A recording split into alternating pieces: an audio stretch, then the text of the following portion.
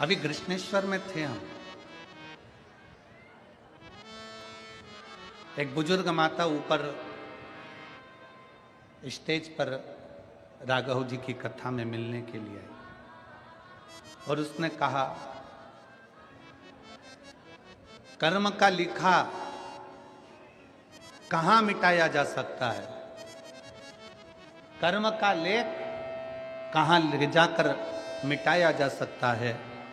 ऐसा कोई रबड़ है, पेंसिल से लिखा रबड़ से मिटा दिया, पेन से लिखा एक सफेद इंक आती है उससे मिटा दिया, स्केच पेन से लिखा भी मिट सकता है, कलम से लिखा मिट सकता है।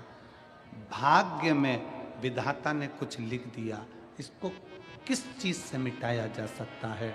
हमने कहा शिव महापुराण से मिटाया जा सकता है।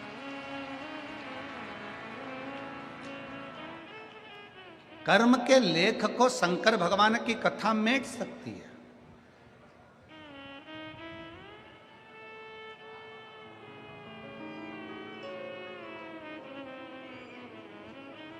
रामचरितमानस में भी तुलसी बाबा ने लिख दिया कि अगर भाभी को मेट सके तो वो केवल त्रिपुरारी हैं, शिव। कर्म की गति को अगर कोई पलट सकता है तो वो शंकर, शिव।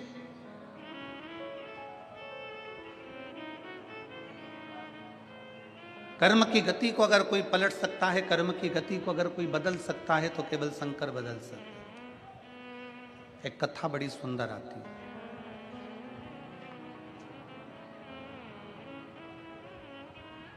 भगवान शंकर की तप साधना तोड़ने के लिए कामदेव को भेजा गया। शिव जी की तप साधना को तोड़ने के लिए कामदेव को भेजा और कामदेव से कहा कि शंकर जी की तप साधना तोड़ दो।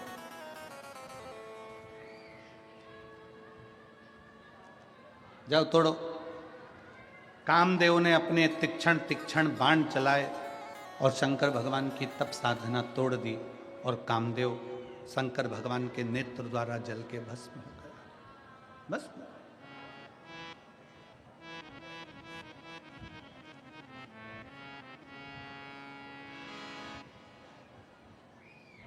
कात्यायनी माता कह रही हैं शंकर भगवान से कि कर्म की गति का लेख कैसे मिट सकता है, तो शंकर जी की यह कथा कर रही है, शिव जी का यह चरित्र कर रहा है।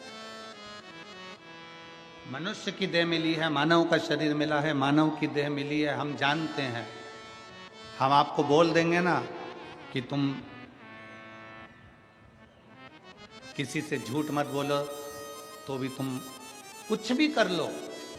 कली काल में, संसार सागर में, इस कलयुग में आपका और हमारा जन्म हुआ है। इस कली काल में आप और हम सब जन्मे हैं।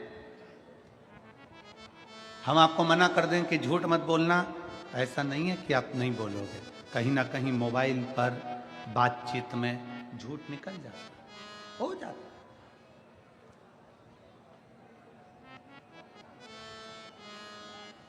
हजारों झूठ निकल गए, हजारों बार कपट हो गया, हजारों बार अपशब्द निकल गए, हजारों बार गालियां निकल गई, हजारों बार आड़े टेढ़े शब्दों का संबोधन निकल गया।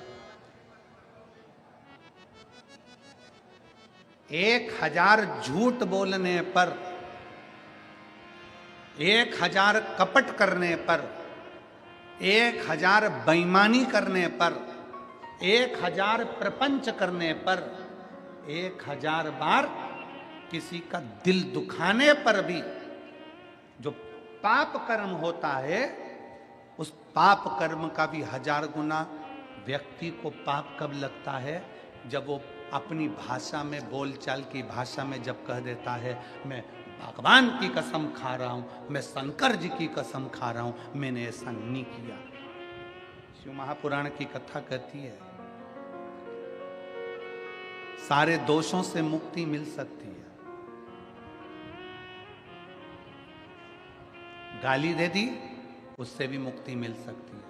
अपशब्द बोल दिया, उससे भी मुक्ति मिल सकती है। असत्य बोल दिया, उससे भी मुक्ति मिल सकती है। पर जब व्यक्ति व्यवहारिक की बातों में, बातचीत की बातों में, व्यापार की बातों में, एक दूसरे को रिझाने की बातों में जब कह देता भगवान की कसम मैंने ऐसा नहीं किया, मैं शंकर जी की कसम खा के बोलता हूं मैंने ऐसा कर दिया, मैं शिव जी की कसम खा रहा हूं मैंने ऐसा कर दिया। जब व्यक्ति अपनी व्यवहारिक की बातों में अपना बल मजबूत करने के लिए, अपना बल मजबूत करने के लिए, अपनी प्रबलता दिखाने के लिए जब भगवान की कसम खाता है, शंकर जी की सौगंध खाता है, वो समझ लेना कि उसकी एक जिंदगी नहीं, अगर वो 78 बार भी पृथ्वी पर जन्म लेता है तो दुख भोगना ही पड़ता है, दुख भोगना ही पड़ेगा। जितने कसम खाने वाले होते हैं ना, जो ये कसम खाते हैं कि मैं भगवान की कसम खाऊं, मैं शंकर जी की सौगंध खाऊं कि मैंने ये कर दिया, मैंने वो, अपनी भाषा को सुधार लो, अपनी भाषा। सिरपुर की इस शिव महापुराण की कथा से, हाटकेश्वर महादेव की कथा से एक संकल्प लेकर जाना कि आज के बाद मैं अपनी भाषा में कभी भी भगवान की कसम नहीं खाऊंगा, शंकर की कसम नहीं खाऊंगा, शिव की कसम। हमारे कितने जन्म, एक बहू सास से कह देती है मम्मी, सास ने पूछा तूने ऐसा कर दिया, मैं भगवान की कसम खा के बोलती हूँ मैंने ऐसा करा ही नहीं। तुमने एक कसम, जिस दिन तुमने शिव महापुराण की कथा को दिल से सुन लिया, जिस दिन भगवान शंकर की कथा को आपने चित्तवृत्ति से, हृदय से सुन लिया, उस दिन तुम्हें समझ में जाएगा कि कसम कभी नहीं खाना चाहिए, कसम कभी ना खाना। देवता की कसम, देवी की कसम, शिव की कसम, भगवान की कसम कभी नहीं खाना, कभी नहीं। सारे कर्मों का भोग भोगना सरल है, पर कसम जब हम खा लेते हैं, झूठी तिरछी कैसी भी कसम, चाहे तुम अच्छे हो, तुम सत्य बोल रहे हो, तुम सब कुछ कर रहे हो, परंतु हम भगवान की कसम ना खा।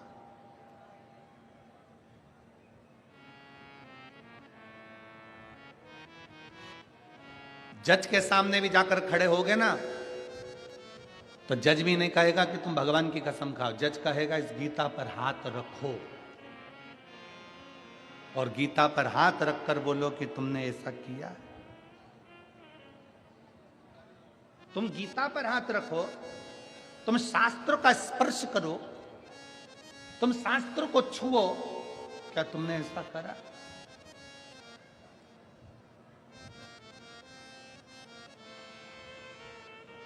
कसम खाने के लिए देवता के सम्मुख में नहीं कहा जाएगा कि तुम भगवान की कसम खा के बोलो तुमने ये करा है, तुम शंकर जी की कसम खा के बोलो तुमने ये किया है, तुम शिव जी की कसम खाकर बोलो तुमने ये किया ना।